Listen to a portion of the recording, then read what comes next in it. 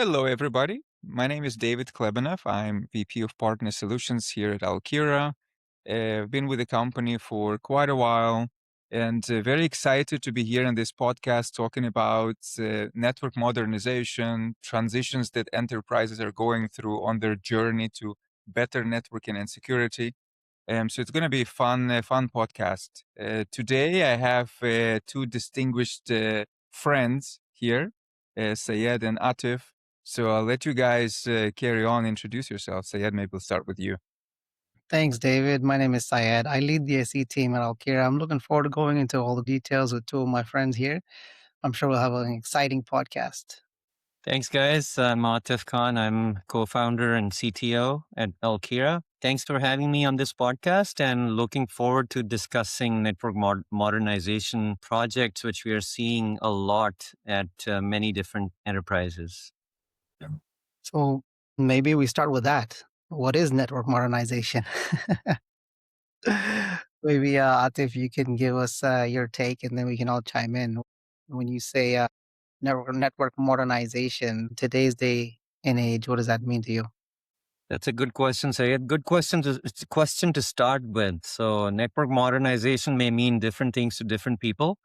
But from a network perspective, what we are seeing is that networking is changing. It's not just about connecting point A to point B anymore. You have applications residing in data centers. You have applications residing in public clouds. You have your users all across the globe. They are not just sitting in the branches. They are not just coming in from the branches. The old way of doing networking was deploy hardware and configure that hardware, bring up those networks, buy those circuits to connect those hardwares or routers and switches and stuff, whatnot together. In this day and age, what people are looking at is agility. So how do you do that? So you have to have like agile, infrastructure, which allows you to do that. So that's what we are seeing with a lot of these enterprises that they're done with deploying hardware. They're done with managing the infrastructure on their own. They're done with deploying, tons and tons of even the virtual gateways or the software appliances across the globe and configuring them and upgrading them and managing them. So as you know, what we are doing at Alkira is providing this network infrastructure as a service, which allows people to deploy this networking infrastructure on demand all across the globe, wherever they need to deploy, and bring this infrastructure up in minutes to hours instead of like days to months to many months. Before that, there was one important point you made about, this north-south and then the application dispersing. We saw a little bit of that in the SD-WAN days, right? Or what drove really, right, need for not going north and south and this application is going. So that was more of a driver on the SaaS. Would you agree with that? I mean, that then drove people to respond and say, let's have a DIA circuit at these locations and break off locally. But that wasn't completely the answer to the market's needs. Would you agree with that? Correct. SD-WAN was done for a very different purpose, right? It wasn't done for this cloud era or the AI era. The main thing was with SD-WAN when people started developing SD-WAN solutions was to build virtual private networks over any transport. So mainly it started with being transport agnostic.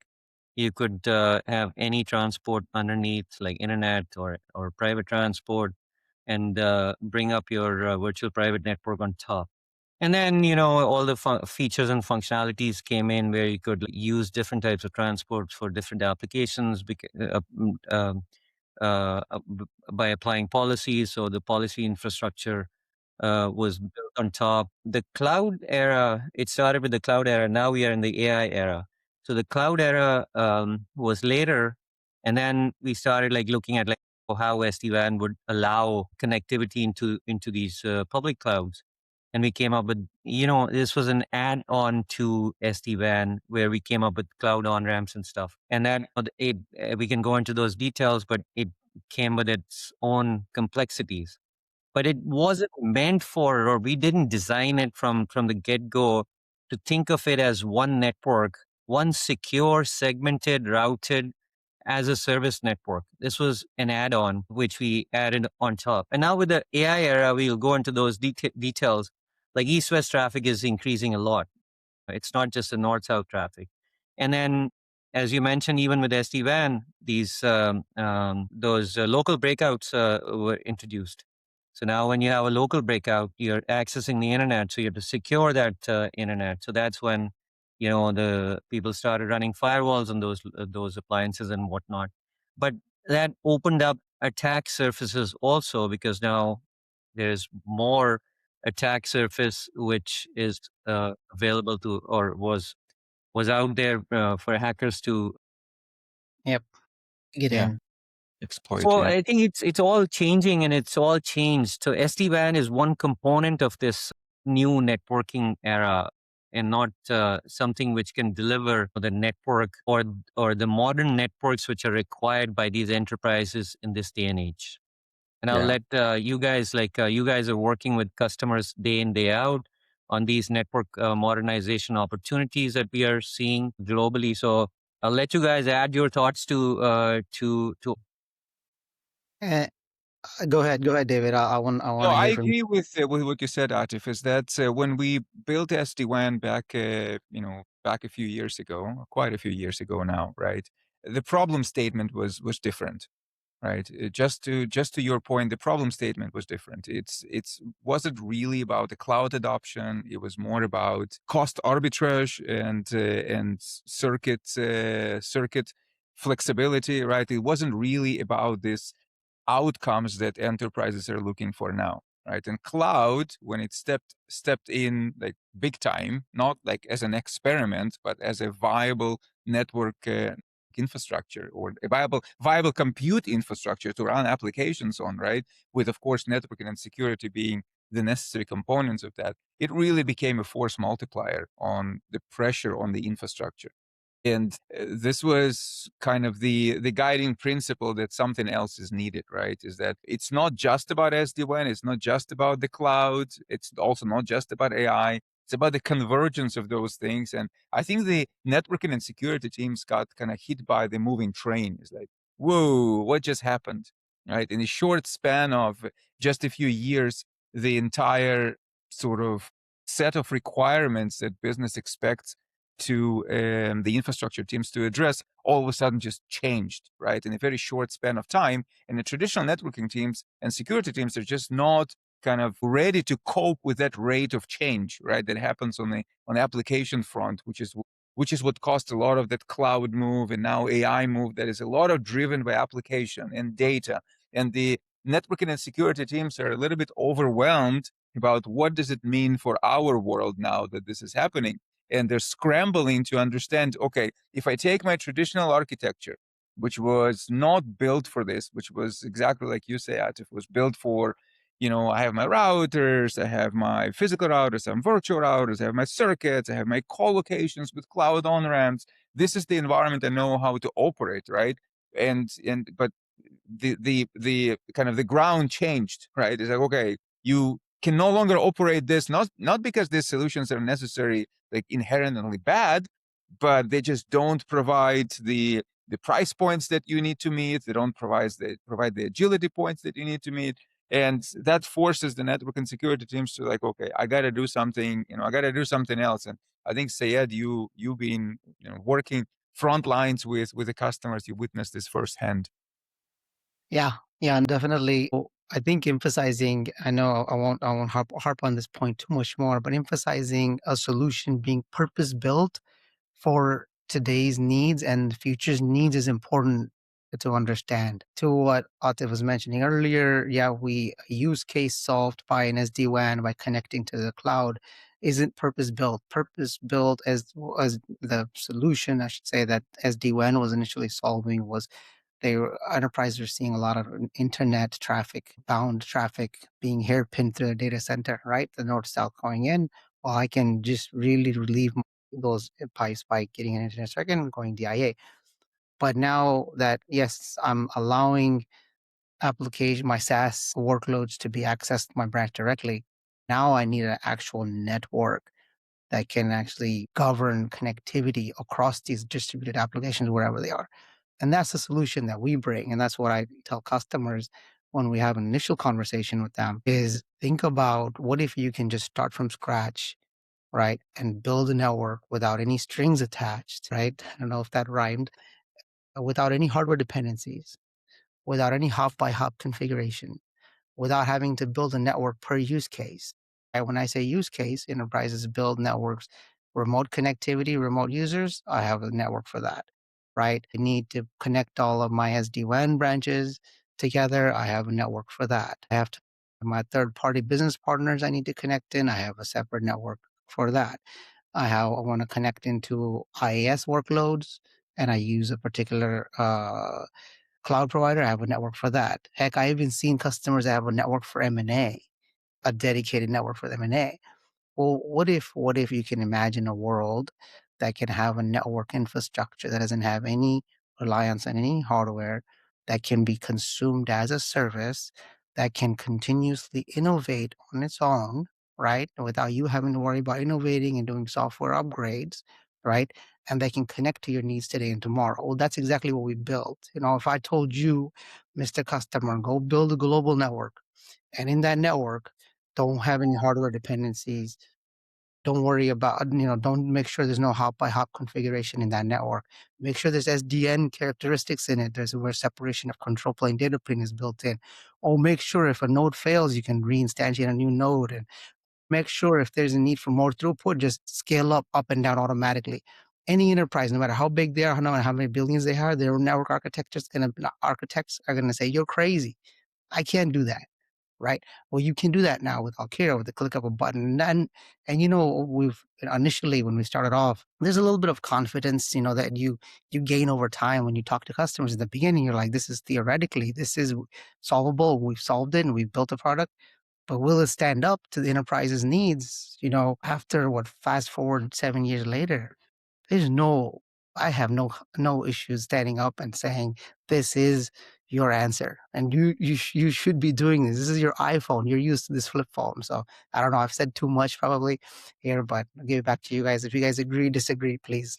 No, I totally agree, Syed. Another thing is all of us have been in networking space working on many large deployments for many, many years. Almost all our lives, we've been seeing that networking teams, just to make any change in the network or just to add or extend the network, used to take like days and months in some cases. I'll give you an example. A customer, 2 regions, they want to extend 2 VRFs across 2 regions. Just think about the effort that it took there. 6 to 8 months just to do that, right? They have to coordinate, call service provider, get 2 VRFs from the service provider, get change control for those CVEs, on those two different locations. If decide if they want, which type of service provider they want to use, and if they want to run their own MPLS backbone, or they want to, do this, and then how do they extend that? All of that stuff, and then getting hardware shipped out there and all that stuff. So, everything is a project, right? Every Exactly. small thing. And in this day and age, in this cloud and AI era, the application teams are moving much faster, and networking teams have to keep up pace with them. So you cannot just say that, oh, just to make this change in the network or just to accommodate like a certain, a use case, you need like a month or 6 weeks or 10 weeks or whatever that is. And I'll also give you an example. I remember it's one of the customers that you have worked on. They had to we required them to make a change in their SD-WAN policy. And remember, we did the SD-WAN policies back in the day, and we made those policies very complicated back in the day. And we were very proud of the policies, that the policies could solve any, use case from the policy perspective, from the brownfield or whatnot. But it was complicated. And these guys said, oh, they had like a team in India which had to make like a change. They were the only ones who could make a change in their policy. And they had to wait for days for the team to make a simple change. So those are the types of things you cannot, as large enterprises moving, or modernizing their networks, they cannot have those types of issues where just to make a small change, you have to wait for days or weeks. Your network has to be agile. Your network footprint has to be agile. You have to be able to bring it up or make a change, or you shouldn't have to worry about like I have to upgrade my footprint and it's going to take me like weeks to just upgrade my global footprint. Those types of things. So that's the network modernization type of stuff that we are all talking about in different ways, right? Yeah, I think you guys also one interesting thing that you mentioned is that I think Syed, you mentioned it first, is when you want to move to the next step, the next level, right, of scale, redundancy, or whatnot. One of the fundamental issues is that networking is very rigid, right? So whatever you when you put this in the ground, right, whatever you designed, like that's how it's going to stay. Make these changes is extremely difficult, right? It's just because not the reality of networking, right? Going a design of one router to two routers is like it requires routing changes and things like that. Move to the next level of capacity. Well, I need to upgrade my box now because I need stronger processors, faster speed ports and things, port speeds, things like that, right? So there's things in networking that is very kind of rigid, and that's why many of the networking projects are built for the future, for the years to come. So sitting today, looking at what I might need 3 years from now, right? I need to invest in this now because if I want to make that change, it's not going to be easy. So I better do this now to prepare for the next 3 years, right? Now, the question is, all of those things come with a price point, right? So as a networking team, you are spending ahead of what your actual needs are, right?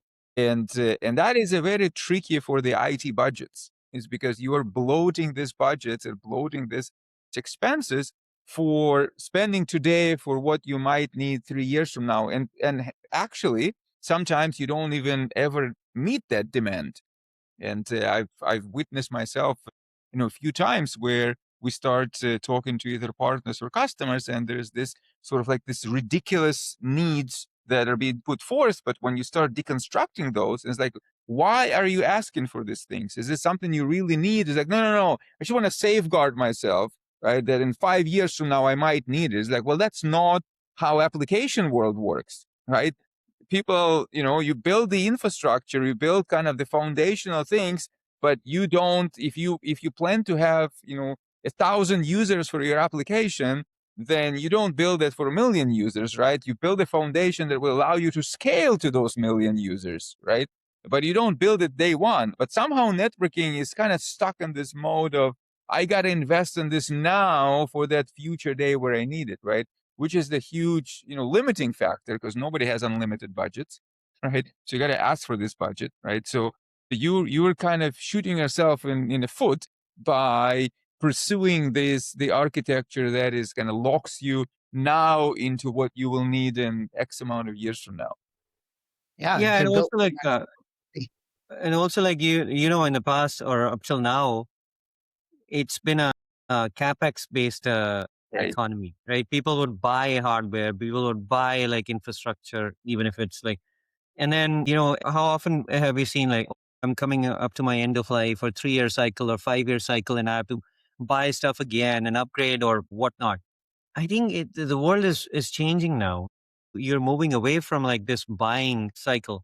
So now it's moving towards as a service model. If you look at pretty much all IT economy has moved to as a service. So why is networking lagging? So now networking is moving towards as a service also. So you don't need to buy all this equipment. As David is saying, why do I have to pay for like something which I'm not even using yet?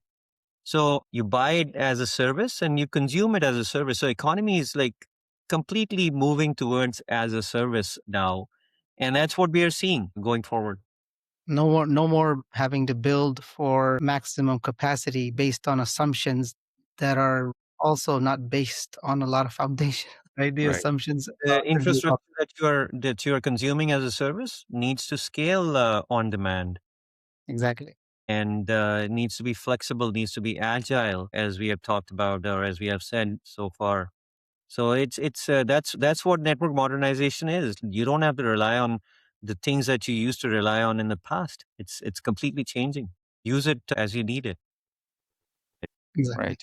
I'll tell you guys a funny story. You guys will like it. I was talking to one of the directors of networking at a insurance company. It's a prospect customer, and during the call, he had like a lot of his team on. We were doing an initial pitch about what Alkira is, and I was telling them about all the cool things we're discussing here, what we can do. And there was a lot of pushback on the call. He was like pushing back on, I understand this sounds great, but we're not the right company for it, and etc. I actually bumped into the gentleman later after the call, coincidentally. And he said, I was talking to my boss, your solution's great. We want it. But my team is all network engineers and they just don't want anything new that's challenging for them, or not challenging for them. I shouldn't say that. Anything that's different than what they're used to, or anything, cloudy or something they can't get a hold of or their hands on. They don't like it, right? The team doesn't like it. I said, dude, if there's any solution out there, this is a solution that your networking team wants because of everything we said. This is a purpose built for your networking teams, right? So to jump on because of all the things that we mentioned. And it was exciting because I said, look, this network team, this network domain is changing. And what we have done is we've given that control to networks.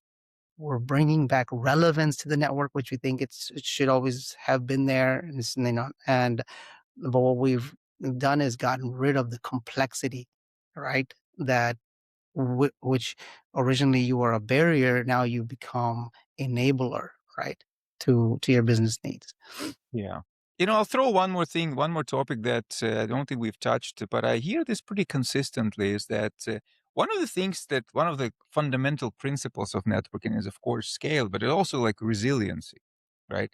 So I get asked a lot, like, does resilience matter anymore? Like maybe it's a question for all of us here because there's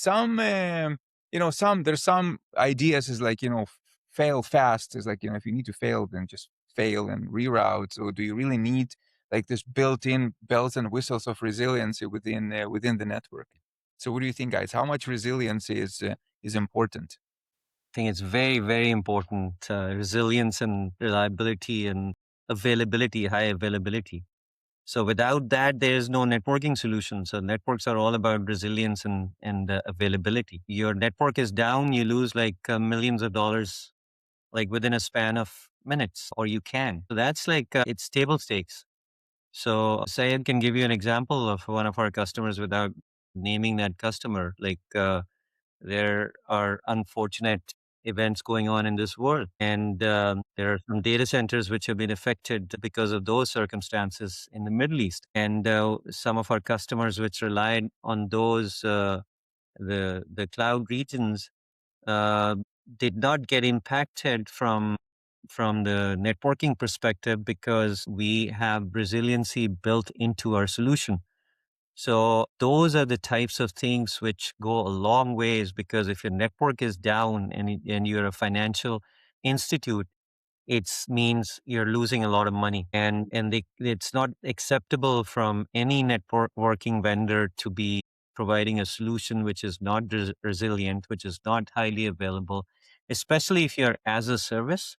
Then it's the vendor's responsibility because you're providing it as a service and you have to meet certain SLAs which you commit to your customers. So maybe Syed, you can maybe talk a little bit more about it Yeah. without specific details, but the example which came to my mind.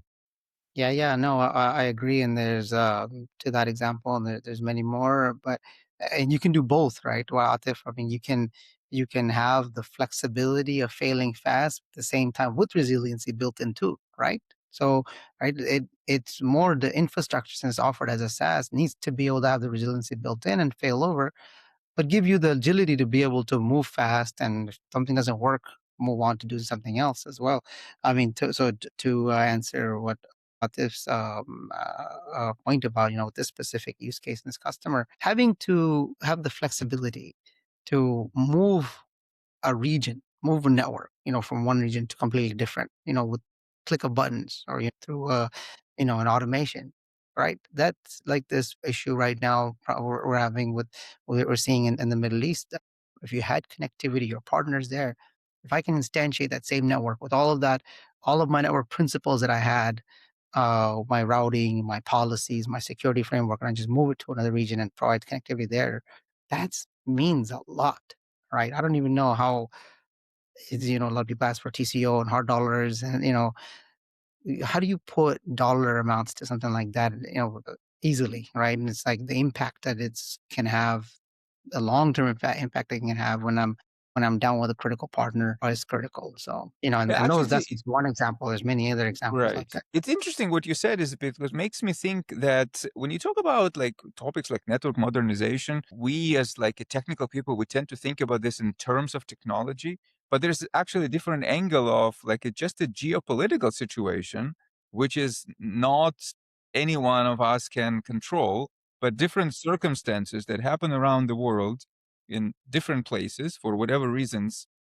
can actually have a very adverse effect on the infrastructure. So this is bigger than any one of us, right? This is like, global problem, right? And then engineering the network or engineering a solution to withstand the geopolitical disturbances. Okay, that becomes, it's not on the OSI model where that lives, that consideration lives, right? But it definitely interesting way to kind of think about network modernization in terms of being able to withstand from resiliency standpoint, the geopolitical changes that happen. Another a good example of that is I was in a park with a customer, right? Who was just testing out, and we had this whole, long drawn out POC that we were gonna do. We're just like day two in the POC, and he gets a call from his VP in this company, and he said that we have to exit Hong Kong because of some compliance reason. And this is October, and just before the new year, we have to get out. He's like, "What do you mean? Oh, we don't have, I have, that's a physical colo I have there in Hong Kong, right?" So he said, "Okay, drop the pod. Can you do the production pilot for me and bring up a region in Singapore and connect to my, mainland China users, connect to my sites in Hong Kong, and then, be able to bring them back to the States?" Said, "Yes, we can do that." I said, "What happened to the poker face you had? Do you like the solution that means earlier?" Do you see the network modernization as being, and I know that's another topic that comes up quite a lot, is almost on every call, is that what are your most common verticals? What are the most common industries that you guys are working with, right? And of course, we don't have a preference. Network is a network for everybody, but what, like, from your guys' experience, what do you see from like different industries and stuff? When we talk about network modernization, is it just for like one vertical, one industry, or is it just cross? Dave, I'll let you go first, maybe then I'll. I think from what I would say, what we are seeing is it's pretty much agnostic to different verticals, because we are seeing these opportunities at like the financials of the world, at retailers of the world. We're seeing them mostly in larger enterprises. They are moving away from the physical infrastructure which they have been deploying in the past to using it, consuming it as a service, the virtual infrastructure, for reasons we've been talking about. But it's pretty much across verticals which we are seeing. And now going forward, as we mentioned earlier, also that we are seeing more and more of these opportunities come our way, where these large enterprises are getting rid of their physical colos or getting rid of their physical infrastructure, and they're consuming our service as a service, virtual infrastructure. So you can add to it. I agree. I mean, it's everyone needs connectivity, Right. regardless of the And vertical. secure connectivity with built-in security and services. It's Exactly. no more about as I said earlier, about connecting point A to point B and not worry about security. So security has to be built into this fabric, and that's again the fundamental requirement of any modern network, that security is built in. And security is like, when we say security, it doesn't just mean like inserting a firewall. You're securing the perimeter. You're inserting firewalls maybe for inspection. You have different segments so I keep the different traffic types isolated. You have policy layer on top, which is also like part of the same umbrella, because with the policy layer, you're controlling the access. You have selective, let's say, resource sharing, where you're allowing access to certain parts of the network by certain users. So and everything has to be, nowadays it's this buzzword. I shouldn't say buzzword, but zero trust. So everything has to be zero trust these days, because you don't trust any. So you don't trust. You basically authenticate, authorize, and then you allow somebody to access, like, so security is not just like a firewall, or not just like inserting a firewall. It's a combination of a lot of things. It's more like a principle rather than just one way of doing it. So Right. that has to be built into your fabric, and that's what when we started this company, that's the approach we took. That it's not just networking platform which is connecting point A to point B. It's built-in security. It's secure networking.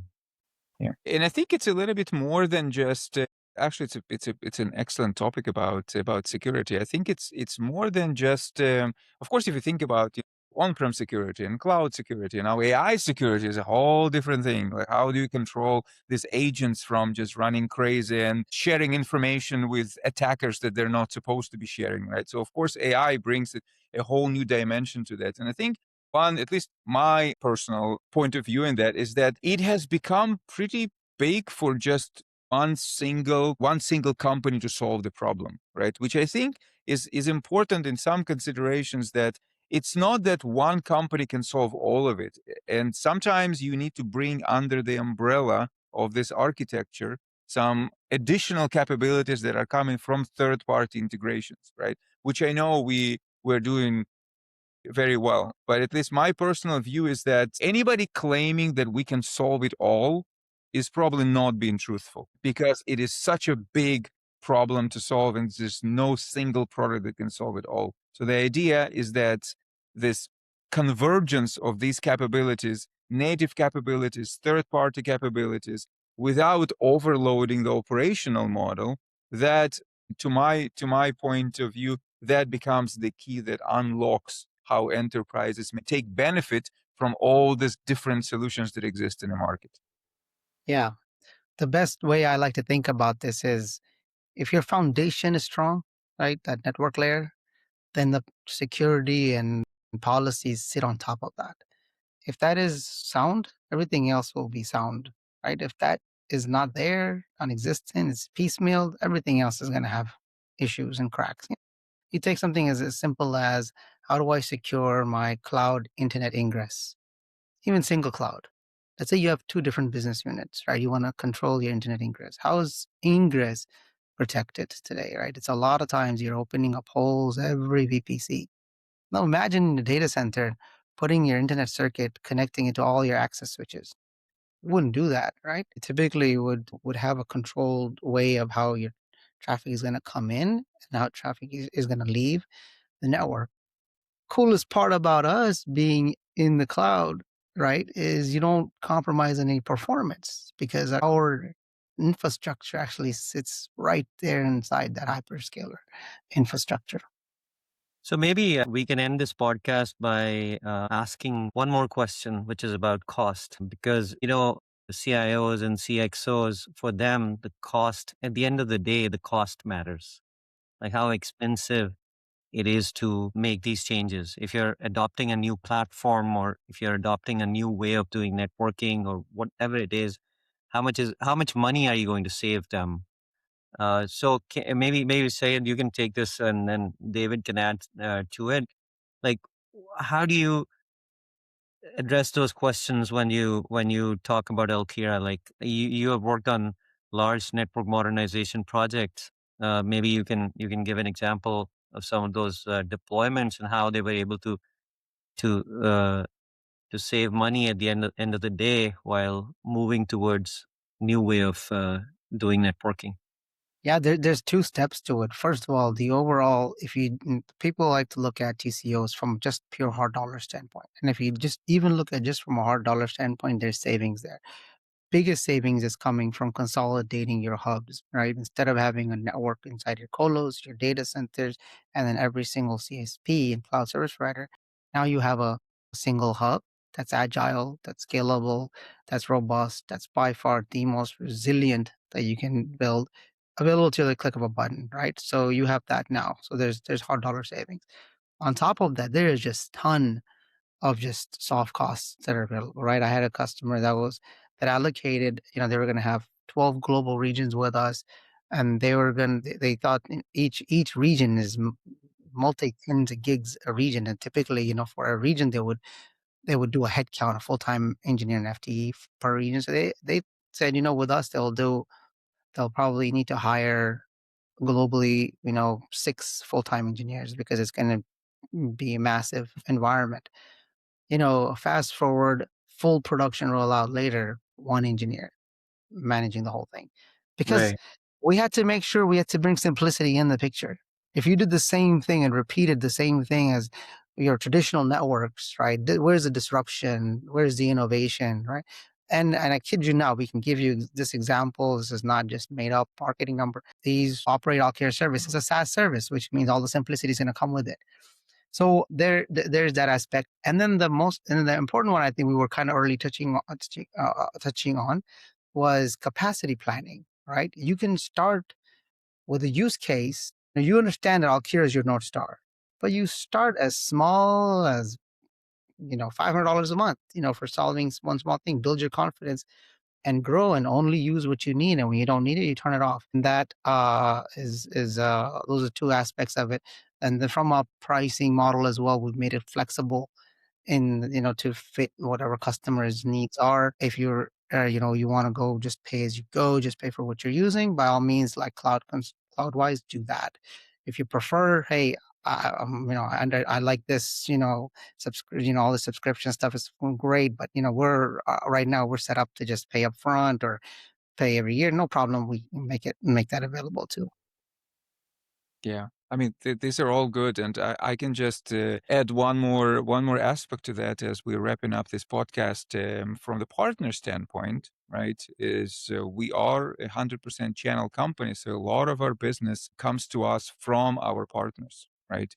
And so all of these considerations around costing and things like that are very important for the customers. They're also very important for our partners, because we are compensating our partners based on those numbers and the customer consumption. So our partners find it extremely appealing as well to work with us on these network modernization projects and bring those opportunities to us, because they provide a substantial financial benefits to these partners, as these customers that they brought to us are ramping up their consumption, whether they start small or they start very big. We have both, but whatever that consumption model ends up being with the customer, partners are just reaping the benefits of.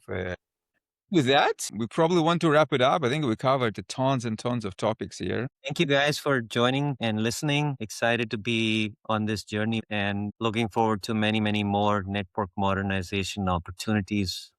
Thanks, everyone. Pleasure talking and working with you guys.